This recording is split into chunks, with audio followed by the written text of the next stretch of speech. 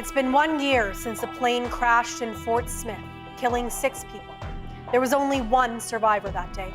The plane was taking a crew of workers to a diamond mine. It went down and caught fire near the town's airport. Today, we remember those who were lost and learn how the community is moving forward after the tragedy. Good evening, I'm Megan Roberts. There were 7 people on that Northwestern Air Lease plane, 2 crew members and 5 passengers on their way to work at the Diavik Diamond Mine. Community members whose presence is missed by family and friends. Carla Ulrich tells us how Fort Smith is remembering them. I think that our community comes together really well when tragedy strikes, and this was a big tragedy for our community. It was a day that started like any other, but it quickly became one that changed the lives of families, both within and beyond this close-knit community. Dana Ferguson is the mayor of Fort Smith. She remembers January 23rd, 2024 as a solemn one, when news of the plane crash tore through the community. By sunset, the reality of the loss was clear, leaving families of those now gone and the community devastated. Today, residents and families are still grieving, but Ferguson says Fort Smith is known for pulling together when it counts. It was a very emotional and overwhelming experience. We do come together very well. We do hold each other up very well. We do support each other very well. And we are an empathetic, compassionate community. Tonight, the town is honoring the lives lost with a candlelit memorial at 6:30 at the Anglican Church. Ferguson says the church bells will ring at 6:42 for 6 minutes for the 6 lives lost 1 year ago. I feel lost. Losing him, it's really hard because I don't have my friend, my husband, to help me feel okay. Bev Chapelski and her children experienced the tragedy in a deeply personal way. Her husband of 20 years, Joel Tetso, was one of the 6 people who lost their lives that day. She says this past year has been one of profound loss for her and their 3 children. Chapelski says her husband was a devoted father, provider for the family, and was an avid outdoorsman who spent as much time as he could with their children when he was on days off. Usually I would be used to coming home with like 3 or 4 friends, and my dad would be here and I would ask him before if maybe if he can start skidoos after school, and we would go out in our trail skidooing. But now I don't really go skidooing anymore. Thank you for my son Brody and the nomination for the ALS Ice Bucket Challenge.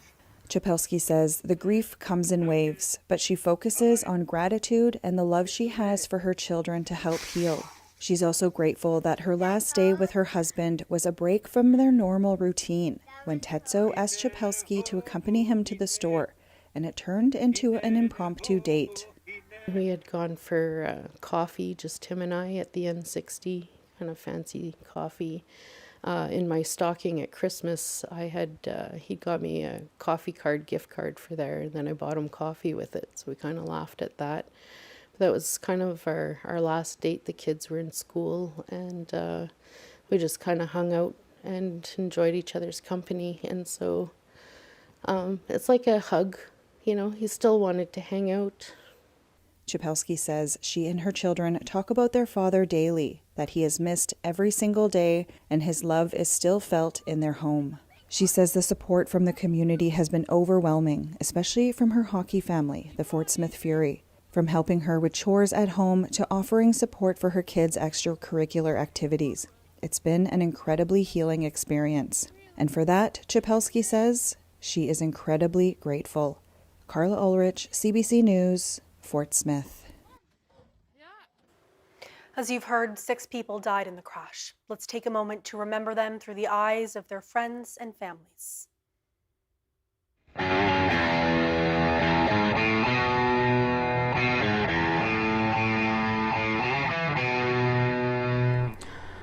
Well, Howie is greatly missed.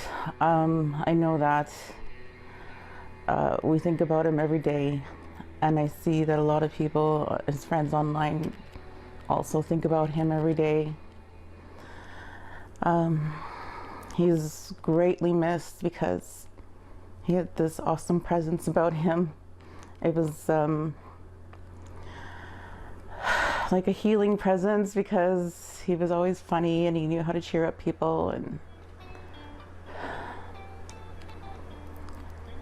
it was really hard to deal with that being taken away from you without expecting it to go away.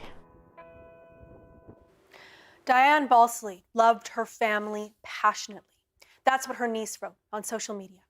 She says whenever she met up with her Auntie Diane, they would laugh so hard they gasped for air and got tears in their eyes. Deep belly laughs, her niece says, the ones that are good for the soul. Diane's niece wrote that Diane's family loved her dearly, and the heartache over her loss is very real. Birthday to you. Joel was maybe the anchor for keeping us grounded. He devoted his time to our family and kids. I'd be working and come home at 5 o'clock and there'd be 12 kids skidooing outside, and he'd have a fire going, and I used to tease him and call it a daddy daycare.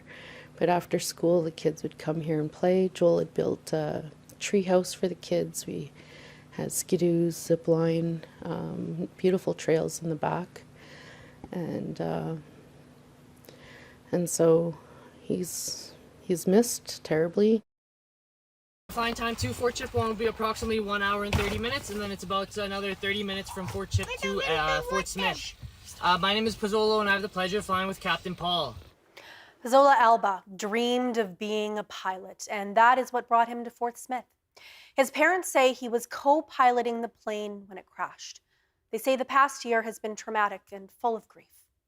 Tony and Carol Alba say the family remembers Pozzolo as loving, generous, and a thoughtful son who was a natural leader. They say he was friendly, he never got mad, and he was always smiling.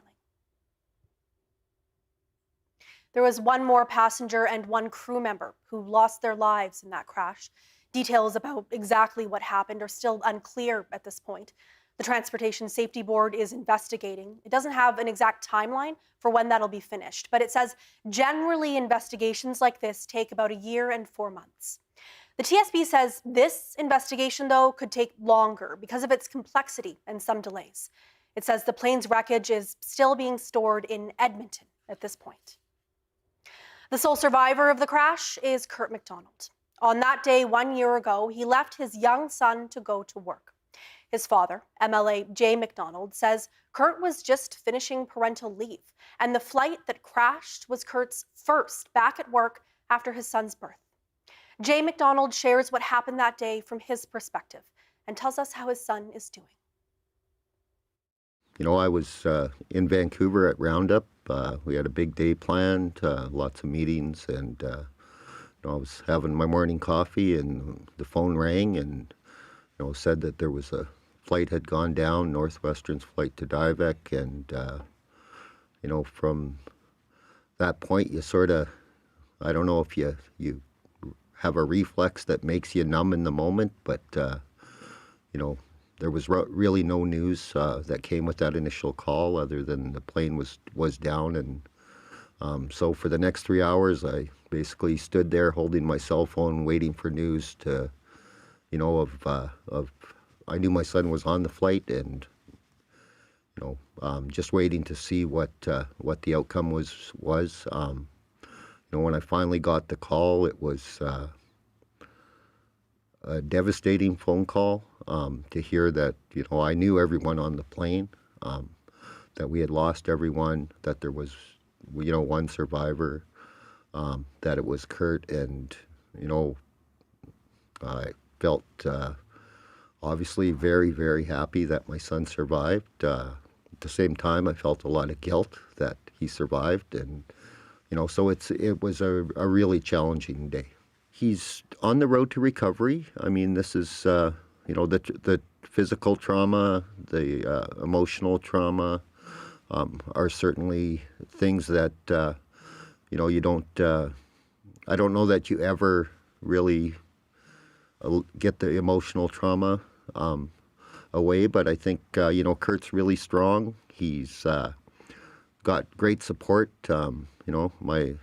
His son, my grandson Ari, is a tremendous light in all of our lives and in his life. And I think, Ari really keeps him grounded and focused. And, time, he will heal in time. And, I'm super proud of him. He's been dedicated and, he's really shown a lot of strength in his recovery as he works toward that.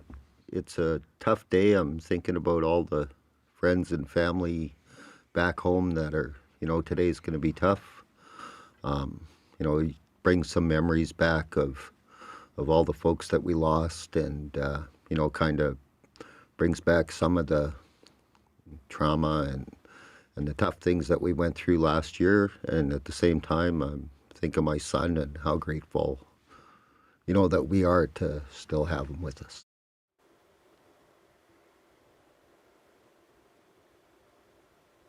As you heard, there's a memorial service tonight in Fort Smith. It starts at 6:30 p.m. at the St. John's Anglican Church. The church bells will ring for 6 minutes at 6:42 tonight to honor the lives lost. The crash happened at 6:42 a.m. There's also mental health help if you need it. There are options through the Northwest Territories Health and Social Services Authority website, and you can call 811 if you need to talk to somebody immediately. The Kanwipita National Inuit Health Survey team is going to every community in Nunavut, speaking to Inuit about their health and wellness. And every answer will help us as Inuit determine our own priorities for a healthier future. Together, we will answer the question, Kanwipita, how are we? Find out when we're coming to your community. Learn more at qnihs.ca. This is CBC North on your smart TV, because CBC News is now streaming local. Local news and weather on your connected TV or favorite device. CBC News North, streaming now. It makes sense that they get a larger share, or does it? Welcome to the Greenbelt. All of this, just single detached homes? Yes. What do we know? I think we can explain. About that with Andrew Chang.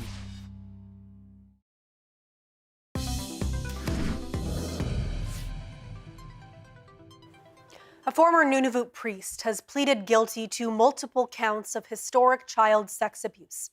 Victim impact statements were read today in the trial of Eric DeJager. The abuse happened while he was stationed in Igloolik. Most victims were between 6 and 9 years old. Some were as young as 4. As TJ Deere reports, it was an emotional day, but first a warning, the story contains distressing details. Eric DeJager has pleaded guilty to 6 counts of indecent assault. The 77-year-old was originally charged with 8 counts of historic sexual assault. 2 of the charges were withdrawn by the Crown as they pertain to having sex outside marriage, which is no longer part of the criminal code. The charges deal with his time as a priest in Igloolik between 1978 and 1982. Most of the victims were children, with a court hearing that some were as young as 4 years old. Victims told the court details of the abuse they endured. Some said they were injured or passed out from the pain during the assaults. Multiple people were crying in the courtroom as they heard the statements and charges. One person yelled at DeJager in Inuktitut. Throughout the proceedings, DeJager showed no emotion. DeJager was previously sentenced to 19 years in prison for sexually abusing kids in Igloolik. He was released on parole after 7 years. Court has been adjourned until tomorrow, when sentencing is expected to happen. TJ Deere, CBC News, Iqaluit. In Tuktoyaktuk, some parents say they've lost trust in NWT medical services after children were vaccinated without parental consent in November. One father says he's still waiting for answers from the local health center. Jocelyn Chappelle has that story. Multiple parents have said their children were given flu shots at school or were pressured to get them. One of the children that got one without consent was Crystal Klangenberg's son. She said after a nurse accidentally vaccinated her 5-year-old son, she was shocked.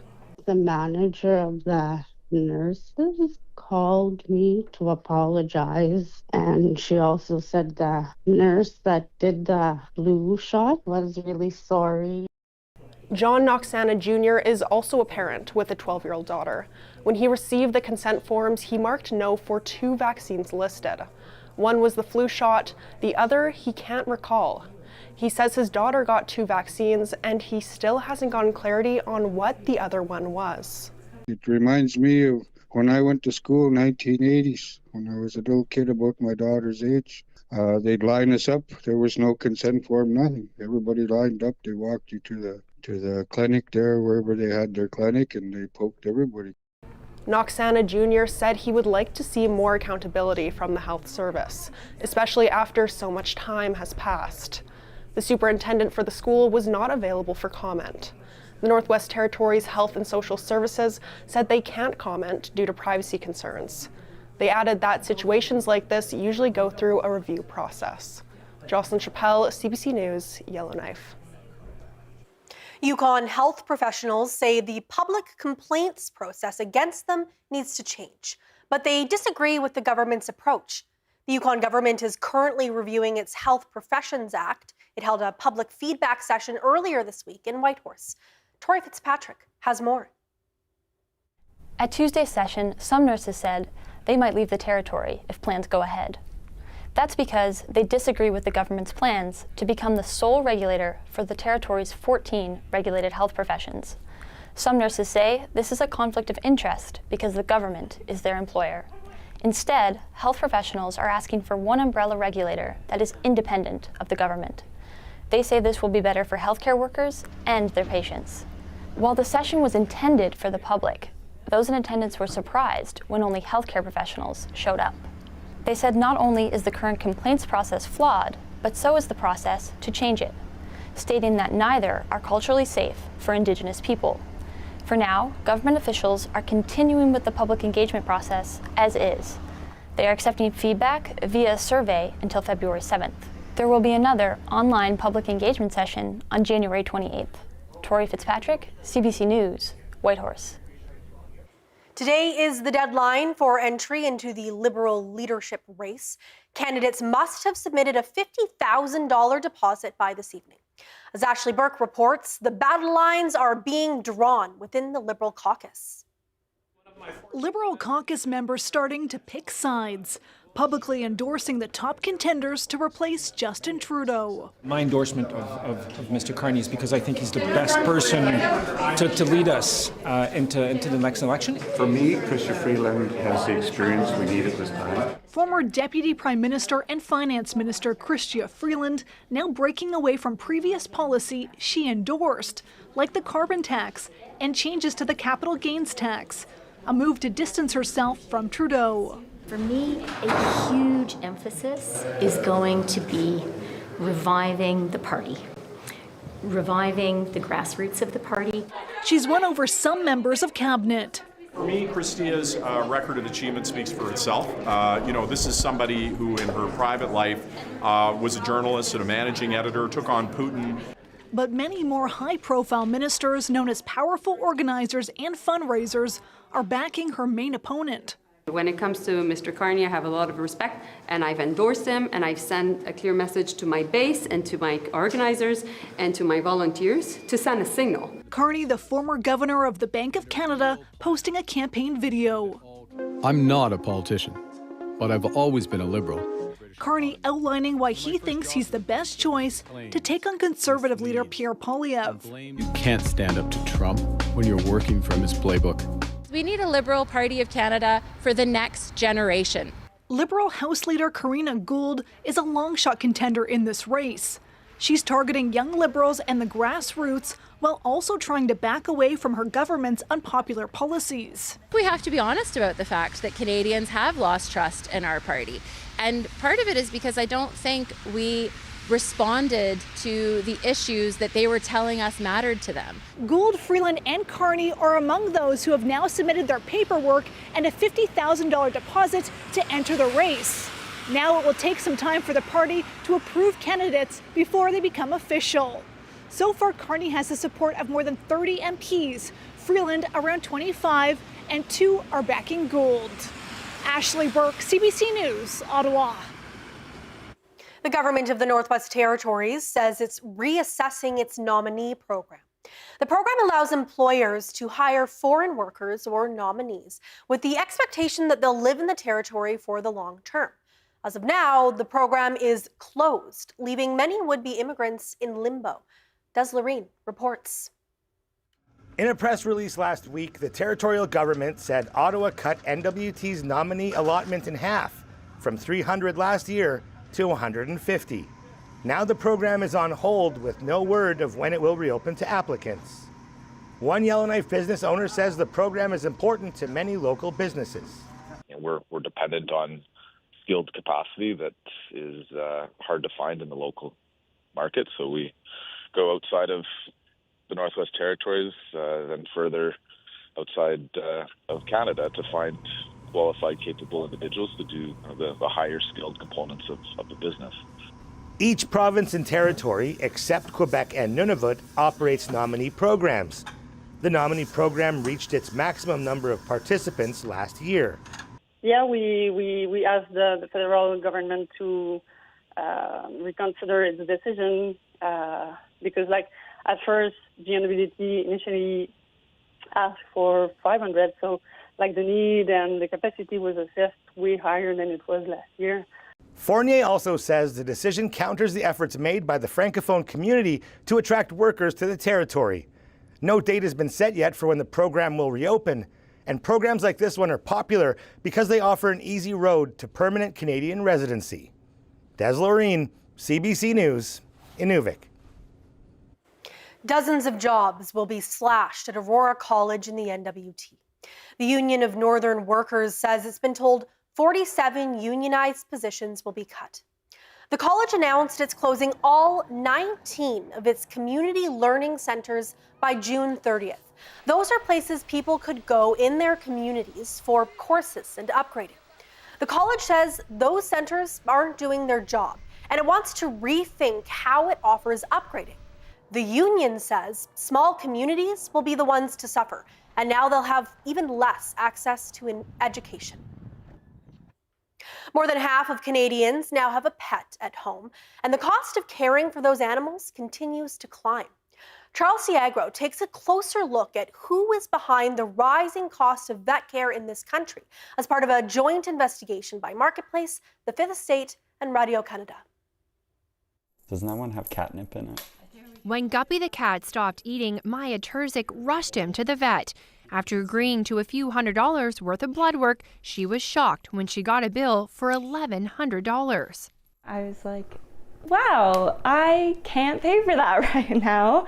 She had no idea the clinic she'd just taken her cat to was owned by a corporation. I was panicked. I was like, this is the only vet that I know. Before 2010, almost all vet clinics in Canada were owned by the vet you visited. International conglomerates are now behind more than half of emergency and specialty hospitals and 20% of all vet clinics in Canada. Of the 3 biggest players in Canada, only VCA brands its clinics. Vet Strategy and NVA do not. So just like Maya, consumers may not know who's really behind their pet's care.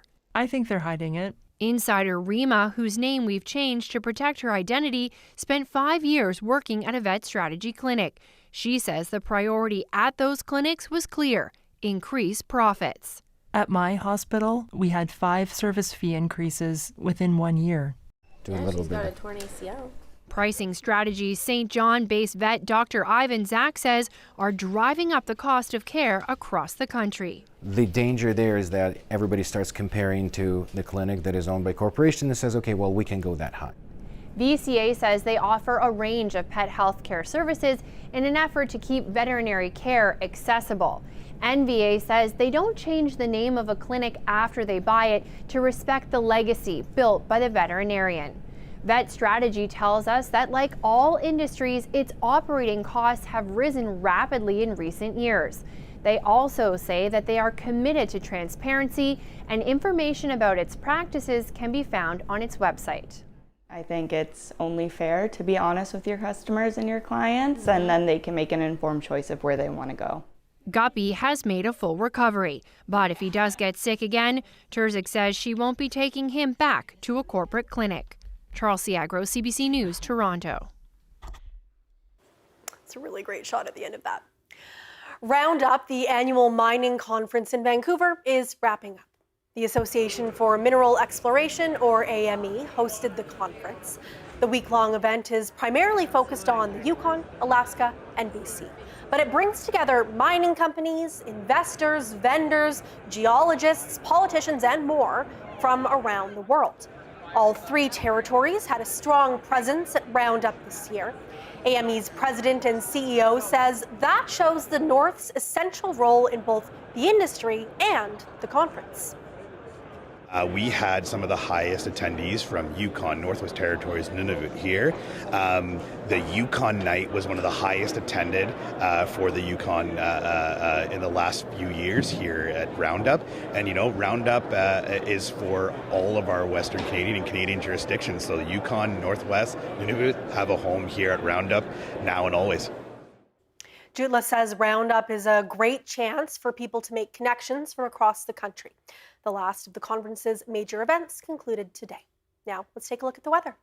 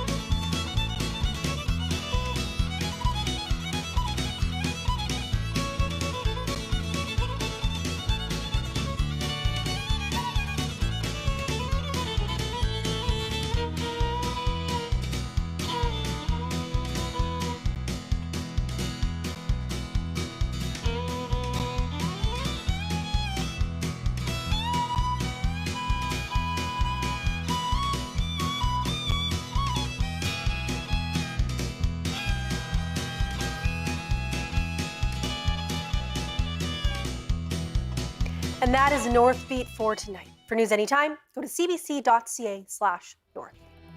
Thank you for watching. I'm Megan Robbins. Have a good night.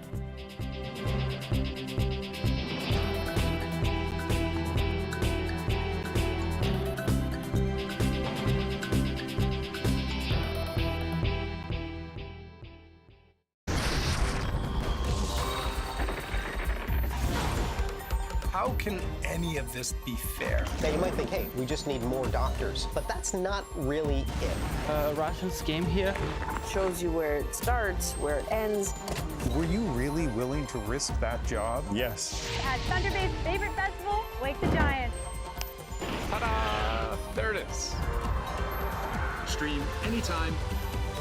CBC News. How many are inside? From what we can tell, 3 bank employees and 6 patrons. I'm gonna go in. Fitz, you're so cute. You know, I did hostage negotiation training with a Parisian tactical unit, and I'm actually really good. Okay. We go together. She's got FOMO. We're coming in!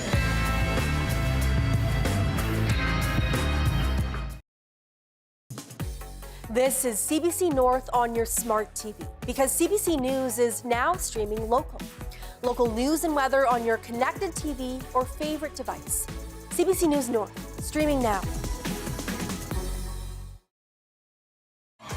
We're here to get it done! We're here to show up and show off! Here we go, let's play the feud, Canadian style, here we go! Family Feud Canada. Watch free on CBC Gem. Detective Constable. Don't discount her instincts. She'll follow them with or without you.